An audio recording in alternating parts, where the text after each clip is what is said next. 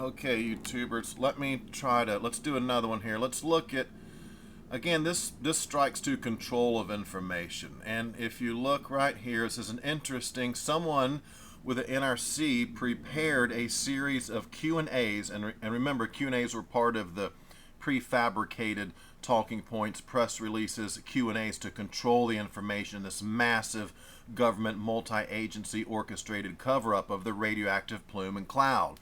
Now here's a series of frequently asked questions, FAQ, facts, right?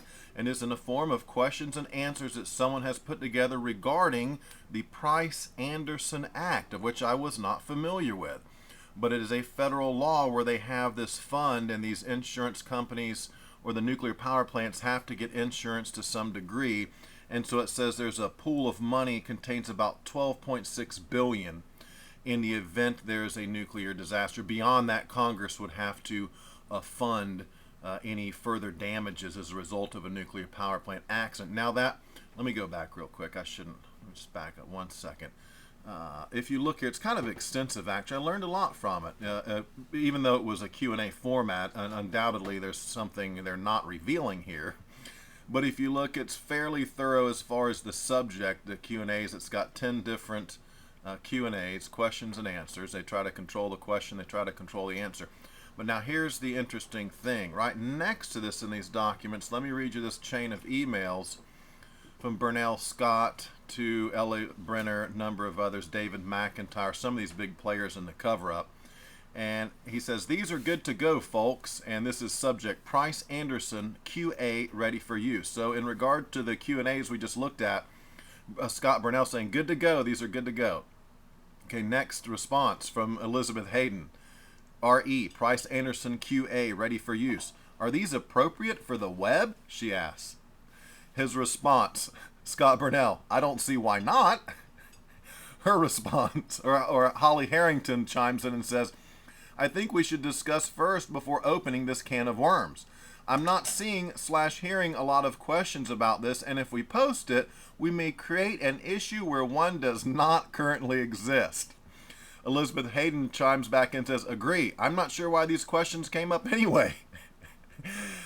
Holly Harrington, I don't remember where the request came from, but at least we have something should we need it down the road. Okay, and that's the end of that little back and forth right there. But clearly you can see they're not forthcoming with information. If we don't ask, they don't want to respond. They don't want to promote. They don't want to extend the information. You have to ask for it. Then when you do, you're going to get a Q&A, which they're controlling the information there very tightly. You're not going to get a forthright, frank response from these people. It's like, again, it's like pulling teeth.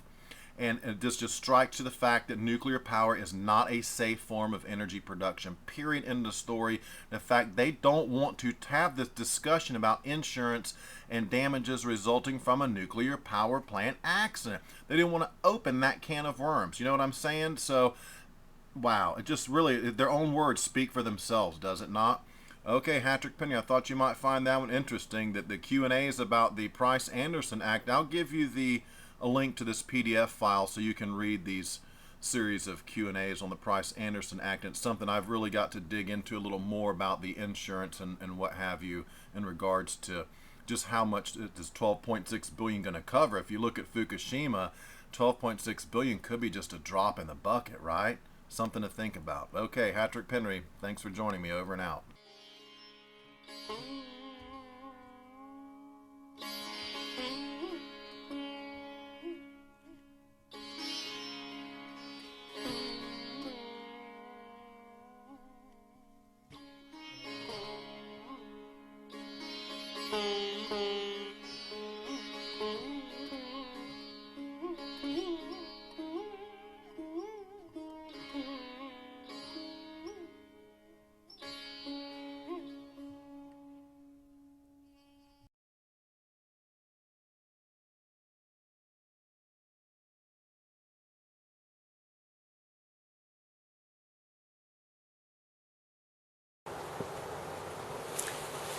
Ladies and gentlemen, it is for me a great honor and a real pleasure to participate in this memorable event.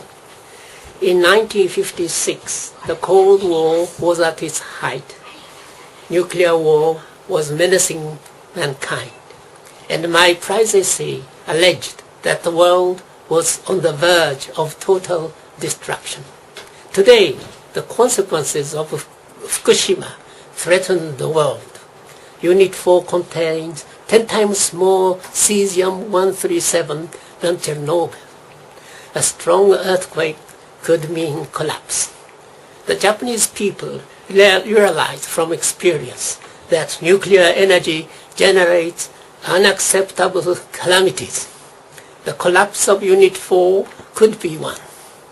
Japan must assume the historic role of promoting denuclearization, both civilian and military. Ignoring the conditions of the Fukushima, nuclear reactors continue to be promoted at home and abroad. Fukushima must not be forgotten. In the name of the victims and 170,000 refugees, I call for a total ban of nuclear energy. The world must realize that any radioactive contamination creates immense and permanent harm for mankind and the earth. 3 Mile Island, Chernobyl, and Fukushima are no less dreadful than atomic bombs. Nuclear reactors are potential super bombs. No single weapon can compete with the potential damage that can be caused by Fukushima Unit 4 or reprocessing plants. The Fukushima accident could have been more catastrophic for Japan and the world. The still present danger of a collapse of Unit 4 after an intensity 7 earthquake must be broadcast the world over. Sound judgment would not have permitted construction of 54 nuclear reactors in a Japan menaced by frequent earthquakes and tsunamis. Only the lack of ethics and responsibility made it possible. Money and the corruption of power plant management sow the seeds of catastrophe. This is not limited to Japan. The same technology that produces nuclear energy produces nuclear weapons. The proliferation of nuclear power plants leads to the proliferation of nuclear weapons, as we are seeing today in North Korea and Iran. There is no way to ensure the safety of future generations except to eliminate the use of nuclear fission technology across the planet. The lack of ethics and responsibility is highlighted by the absence of a solution for nuclear waste that threatens future generations. The Japanese nuclear village or nuclear dictatorship envisions the restarting and export of nuclear reactors, thus regaining the offensive for the Japanese nuclear industry. This is immoral. It shows no sense of international or intergenerational responsibility. Alas, I fear it will last. Japan should warn the world of the consequences of not heading towards denuclearization. 8 years ago, I predicted that Japanese electric companies would decide Japan's fate. 2 years ago, at the World Congress of International Physicians for the Prevention of Nuclear War in Basel, I pleaded for mobilizing human wisdom to avert the ultimate catastrophe a nuclear calamity could produce.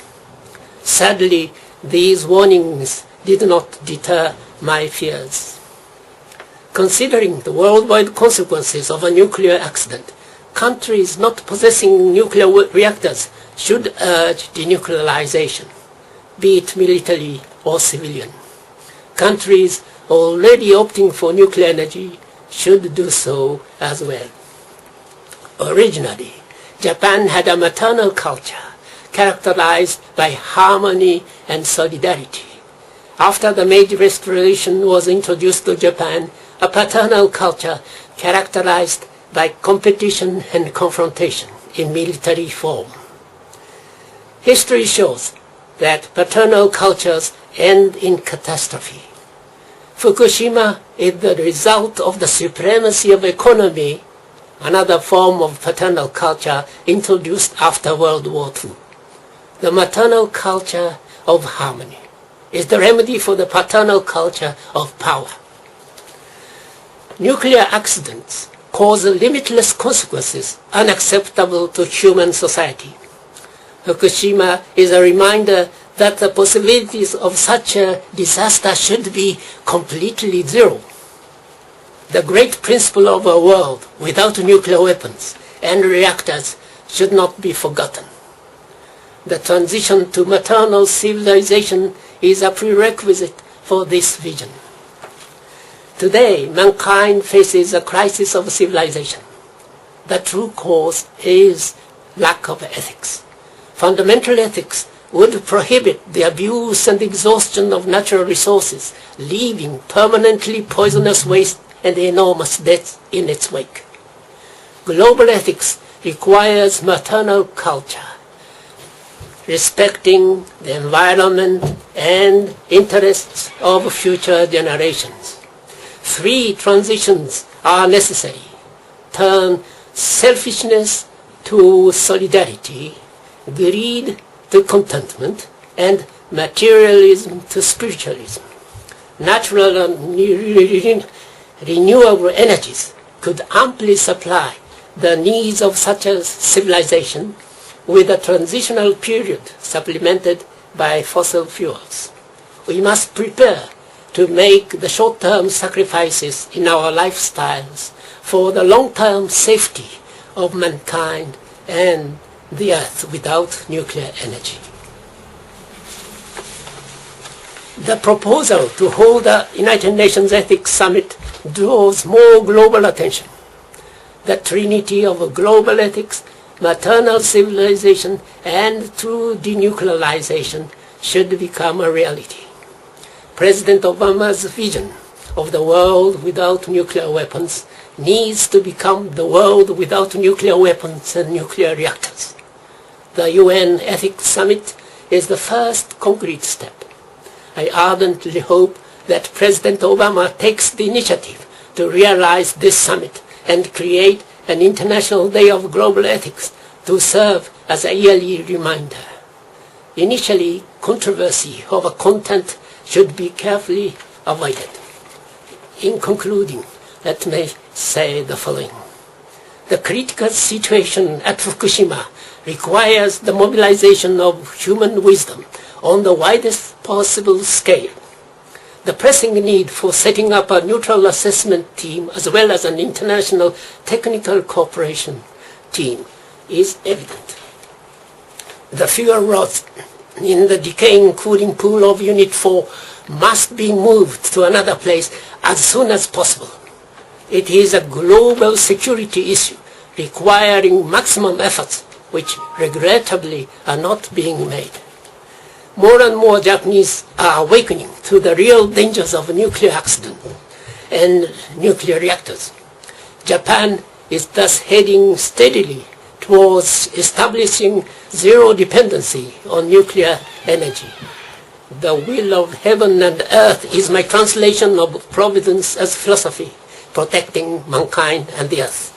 It will help achieve true denuclearization, civil and military, in due course. The rage of those who lost all will continue to enliven anti-nuclear movements in Japan and eventually abroad. Japan must now contribute to the realization of true denuclearization. Then the victims of Hiroshima, Nagasaki, and Fukushima will not have suffered in vain. Thank you. We need to get subscribed and get this unity stronger and beat YouTube at their own game. Okay, that's what this is about. Like I say, go to the remix button, hit the remix button.